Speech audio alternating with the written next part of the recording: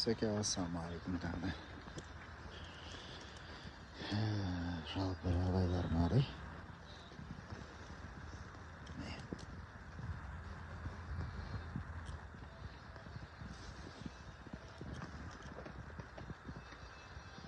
Оны теплицаның жағдайы осындай қазіргі таңда.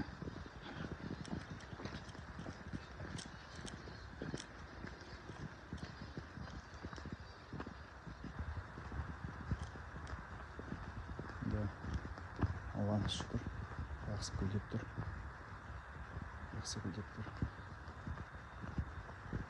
Просто мынау мен ана бірінші көрсеткен разницасы 5 күн еді.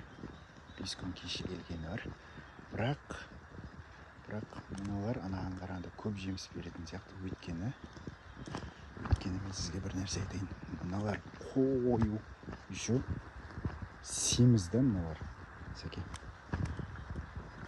Семіз. Қараңыз қандай. 5 күн қалып қойдым деп тұрған жоқ мыналар. Бірінші алла, әрине.